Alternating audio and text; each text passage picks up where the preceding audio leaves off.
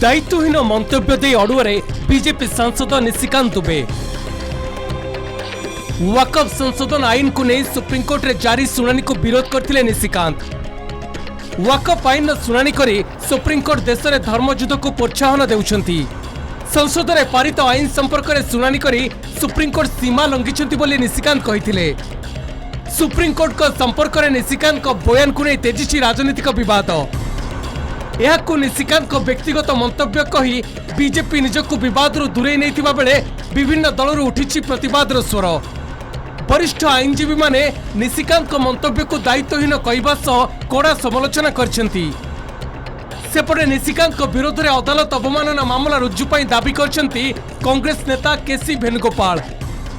इस देश में धार्मिक युद्ध भड़काने के लिए केवल और केवल सुप्रीम कोर्ट जिम्मेवार है। सुप्रीम कोर्ट का एकमात्र उद्देश्य है show me the face will show you the law.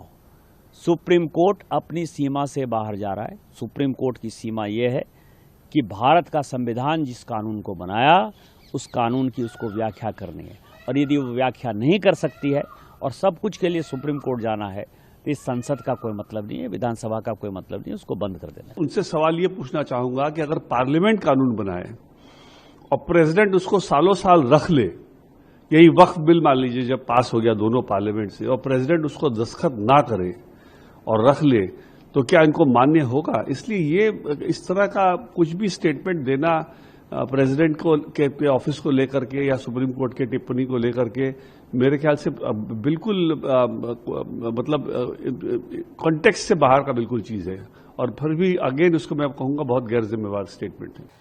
This cannot be taken as a lightly. One of the serious allegations has been made by a member of parliament against the Chief Justice of India. It is one of the important, very serious issue. Direct attack on judiciary. If this type of attack we never seen. I think Honorable Speaker has to take action on these things. प्रधान विचारपति देश में सांप्रदायिक दंगा सृष्टि करुछंती एपरी मंतव्य अत्यंत दुर्भाग्यजनक मंतव्य अटे। यह ग्रहणीय मंतव्य नुहे एवं यह संविधान प्रति अमर्यादा एवं सर्वोच्च विचारालय प्रति अमर्यादा ए देशर आईन व्यवस्था प्रति एक अमर्यादा अटे। तो मु बुझी पारुनी एपरी निर्वाचित सदस्य विरुद्ध एपरी मंतव्य विरुद्ध कहीं संपृक्त दल एवं सरकार कौन सी कार्यानुष्ठान ग्रहण करना। पूर्व राष्ट्रपति क्षमता संपर्क में सुप्रीमकोर्ट को राय को नहीं प्रश्न उठाई उपराष्ट्रपति जगदीप धनखर। सुप्रीमकोर्ट संविधान धारा 142 को गणतांत्रिक शक्ति विरोध में आणविक अस्त्र भली प्रयोग करछंती बोली धनखर कहिथिले। विधानसभा रे पारित बिल संपर्क में तर्जमा पाई सुप्रीमकोर्ट 3 मासर समय सीमा धार्य करथिले। एप्रिल 8 तारिख में तमिलनाडु सरकार बनाम राज्यपाल मामला रे सुप्रीमकोर्ट को राय को नहीं उपराष्ट्रपति धनखर यही समालोचना करने सह यह संविधान धारा 145 को उल्लंघन करथुबा दर्शाइथिले। धनखर को यही मंतव्य को समालोचना करथिले वरिष्ठ आईनजीवी कपिल सिब्बल।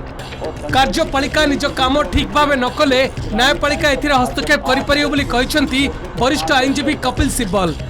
राष्ट्रपति देश शासन नाममात्र मुख्य, से केंद्र कैबिनेट परामर्श अनुसार काम करथांती, तेणु सुप्रीमकोर्ट एथिरे हस्तक्षेप करि परिबे।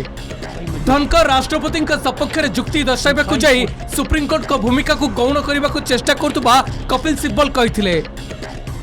We cannot have situation where you direct President of India, and on what basis? The only right you have under the Constitution is to interpret the Constitution under Article 145(3). The judges who issued a mandamus virtually to the President and presented a scenario, it will be law of the land.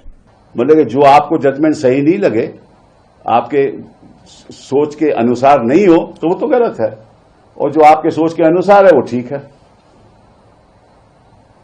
और एक constitutional functionary को ऐसी बात कहनी मैं समझता हूं उचित नहीं है। मैं उनका बड़ा आदर करता हूं, लेकिन आपने कह दिया कि article 142 is nuclear fissile material, nuclear missile. ये कैसे कह सकते हैं आप? तेजिबारे लगी कार्यपालिका और न्यायपालिका लड़ई केतेबेले राष्ट्रपति क्षमता तो केतेबेले संसद में पारित आईन शुणाणी को नहीं तेजुछि विवाद। Bureau report, Kalinga TV.